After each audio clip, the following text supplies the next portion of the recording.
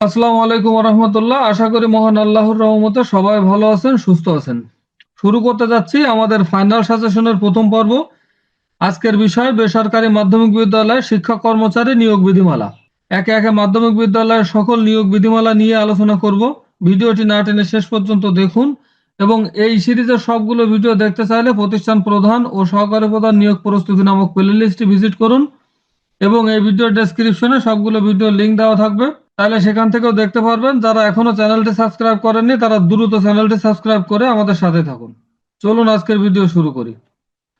বেসরকারি মাধ্যমিক বিদ্যালয়ে শিক্ষক কর্মচারী নিয়োগ বিধিমালা 1982। বেসরকারি শিক্ষক কর্মচারী নিয়োগ বিধি 1982 এর মূল লক্ষ্য ও উদ্দেশ্য কি? উত্তর হবে, এই বিধিমালার মূল লক্ষ্য ছিল বেসরকারি মাধ্যমিক বিদ্যালয়ের শিক্ষক ও কর্মচারী নিয়োগ পদ্ধতিকে সুনির্দিষ্ট করা, নিয়োগে স্বচ্ছতা আনা এবং যোগ্য জনবল নিশ্চিত করে শিক্ষার মান উন্নয়ন করা। শিক্ষক নিয়োগের বাছাই বা ইন্টারভিউ কমিটি গঠন কিভাবে হয়?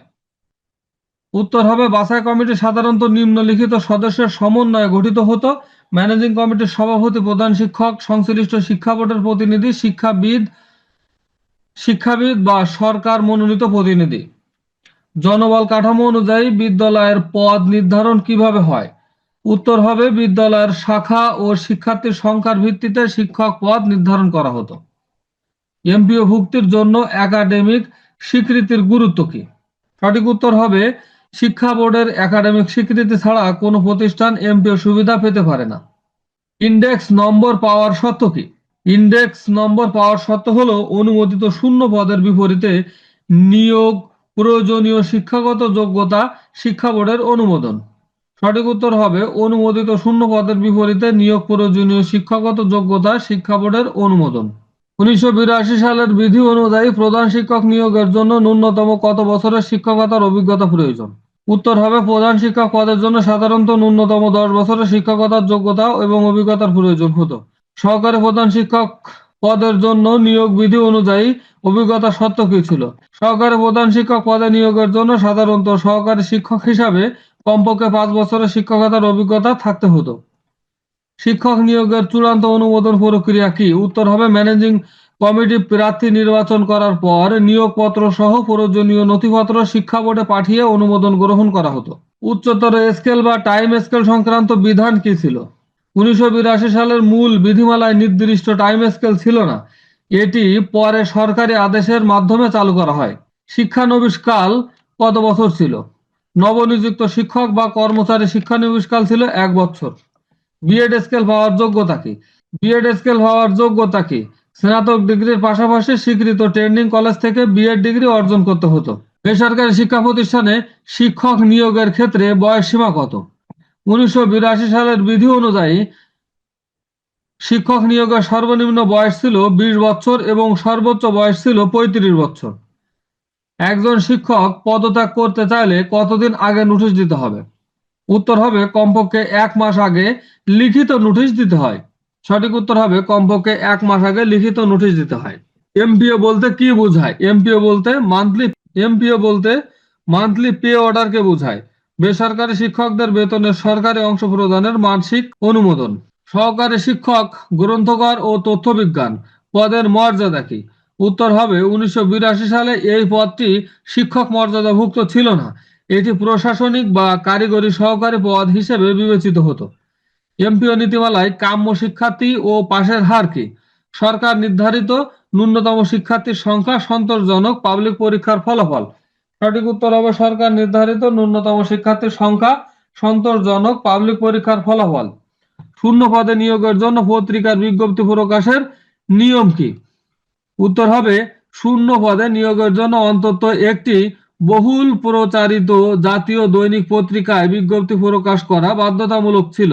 সঠিক উত্তর হবে, শূন্য পদে নিয়োগের জন্য অন্তত একটি বহুল প্রচারিত জাতীয় দৈনিক পত্রিকার বিজ্ঞপ্তি প্রকাশ করা বাধ্যতামূলক ছিল। এলাকা অনুযায়ী এমপিও শর্তে পার্থক্য কি ছিল? উত্তর হবে, মুফস্বল পৌরসভা ও মহানগর এলাকায় ন্যূনতম শিক্ষার্থীর সংখ্যা ও অবকাঠামো শর্ত ভিন্ন ছিল। এলাকা অনুযায়ী এমপিও সত্তার পার্থক্য ছিল, মুফস্বল পৌরসভা ও মহানগর এলাকায় ন্যূনতম শিক্ষার্থীর সংখ্যা ও অবকাঠামো শর্ত ভিন্ন ছিল। প্যাটার্নভুক্ত পদ ও অতিরিক্ত পদের পার্থক্য কি? উত্তর হবে প্যাটার্নভুক্ত পদ হলো সরকার অনুমোদিত, বেতন এমপিও ভুক্ত। অতিরিক্ত পদ হলো প্যাটার্নভুক্ত পদ হলো সরকার অনুমোদিত, বেতন এমপিও ভুক্ত। এবং অতিরিক্ত পদ হলো অনুমোদিত কাঠামোর বাইরে বেতন প্রতিষ্ঠান দেয়। এনটিআরসি এর নিয়োগে প্রধান শিক্ষকের ভূমিকা কি? উত্তর হবে 1982 সালে এনটিআরসি এর ছিল না। উত্তর হবে 1982 সালে এনটিআরসি ছিল না, তখন নিয়োগ করত ম্যানেজিং কমিটি ও প্রধান শিক্ষক। সঠিক উত্তর হবে 1982 সালে এনটিআরসি ছিল না, তখন নিয়োগ করত ম্যানেজিং কমিটি ও প্রধান শিক্ষক। ডিআইএ এর কাজ কি? ডিআইএ প্রতিষ্ঠানের আয় ব্যয়, সরকারি অনুদান, আর্থিক ব্যবস্থাপনা পরিদর্শন ও নিরীক্ষা করে। খুবই গুরুত্বপূর্ণ একটি প্রশ্ন। ডিআইএ এর কাজ কি? উত্তর হবে ডিআইএ প্রতিষ্ঠানের আয় ব্যয়, সরকারি অনুদান, আর্থিক ব্যবস্থাপনা পরিদর্শন ও নিরীক্ষা করে। নিয়োগের জন্য গঠিত বাছাই কমিটিতে শিক্ষাবিদ প্রতিনিধি মনোনীত করতেন কে? সঠিক উত্তর হবে ম্যানেজিং কমিটি। সঠিক উত্তর হবে ম্যানেজিং কমিটি। নিয়োগের জন্য গঠিত বাছাই কমিটিতে শিক্ষাবিদ প্রতিনিধি মনোনীত করতেন কে? সঠিক উত্তর হবে ম্যানেজিং কমিটি। এমপিও বাতিল হওয়ার কারণ কি? উত্তর হবে নৈতিক স্খলন, শৃঙ্খলা ভঙ্গ, জাল সনদ, সরকারি নির্দেশের অবমাননা। অবসর সুবিধা ও কল্যাণ ট্রাস্টের কর্তনের হার কি? 1982 সালে বর্তমানের মতো উচ্চ হারে কর্তন ছিল না, পরে ধাপে ধাপে বাড়ানো হয়েছে। চতুর্থ শ্রেণীর কর্মচারীর সংখ্যা কিভাবে নির্ধারণ হয়? বিদ্যালয়ের আকার ও শাখা অনুযায়ী। পিয়ন, আয়া, নৈশ প্রহরী পদ অনুমোদিত ছিল। আইসিটি শিক্ষকের পদ কবে যুক্ত হয়? উত্তর হবে আইসিটি শিক্ষকের পদ যুক্ত হয় 2010 সালের দিকে। সঠিক উত্তর হবে 2010 সালের দিকে। 1982 সালের বিধিতে শিক্ষক নিয়োগের সর্বনিম্ন বয়স কত ছিল? 20 বছর। সঠিক উত্তর হবে 20 বছর। প্রধান শিক্ষকের প্রশাসনিক ক্ষমতা কি? প্রধান শিক্ষক প্রতিষ্ঠানের প্রধান নির্বাহী কর্মকর্তা হিসাবে একাডেমিক কার্যক্রম, প্রশাসনিক কার্যক্রম, আর্থিক ব্যবস্থাপনা তদারকি করতেন। ইএমপিও পদ্ধতি সম্পর্কে 1982 সালের অবস্থা কি ছিল? 1982 সালে অনলাইন ব্যবস্থা ছিল না, সব আবেদন ম্যানুয়ালি করা হতো। বেসরকারি শিক্ষকদের বদলি সংক্রান্ত বিধান কি? 1982 সালের বিধিতে সরকারি বদলির কোনো ব্যবস্থা ছিল না। ম্যানেজিং কমিটির মেয়াদ কত ছিল? ম্যানেজিং কমিটির মেয়াদ হয় সাধারণত 2 বছর। সঠিক উত্তর হবে ম্যানেজিং কমিটির মেয়াদ হয় সাধারণত 2 বছর। বেসরকারি শিক্ষকদের বদলি সংক্রান্ত বিধান কি? 1982 সালের বিধিতে সরকারি বদলির কোনো ব্যবস্থা ছিল না। 1982 সালের বিধিমালা অনুযায়ী প্রধান শিক্ষক হওয়ার জন্য সহকারী প্রধান শিক্ষক হিসেবে কত বছরের অভিজ্ঞতা প্রয়োজন ছিল? 5 বছরের অভিজ্ঞতা প্রয়োজন ছিল সহকারী প্রধান শিক্ষক হিসাবে। প্রধান শিক্ষক হওয়ার জন্য সহকারী প্রধান শিক্ষক হিসাবে 5 বছরের অভিজ্ঞতার প্রয়োজন ছিল। নিয়োগপত্র পাওয়ার পর একজন শিক্ষক কতদিনের মধ্যে যোগদান করতে হতো? সঠিক উত্তর হবে 15 দিন। একজন শিক্ষকের চাকরি স্থায়ীকরণ সাধারণত কতদিন পরে করা হয়? 1 বছর শিক্ষানবিশকাল শেষে। 1982 সালের বিধি অনুযায়ী 1 বছর শিক্ষানবিশকাল শেষে একজন শিক্ষকের চাকরি স্থায়ীকরণ করা হতো। নিয়োগের ক্ষেত্রে একাডেমিক স্বীকৃতি প্রদান করে কোন সংস্থা? শিক্ষা বোর্ড, সংশ্লিষ্ট শিক্ষা বোর্ড। সঠিক উত্তর হবে সংশ্লিষ্ট শিক্ষা বোর্ড। নিয়োগের ক্ষেত্রে একাডেমিক স্বীকৃতি প্রদান করেন সংশ্লিষ্ট শিক্ষা বোর্ড।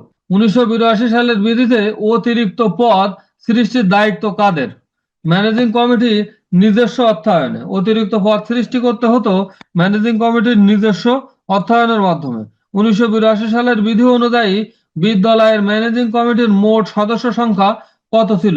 11 জন। সঠিক উত্তর হবে 11 জন। 1982 সালের বিধি অনুযায়ী বিদ্যালয়ের ম্যানেজিং কমিটির মোট সদস্য ছিল 11 জন। শিক্ষকদের বেতন ভাতার সরকারি অংশ বা এমপিও প্রদানের মূল শর্ত কি ছিল?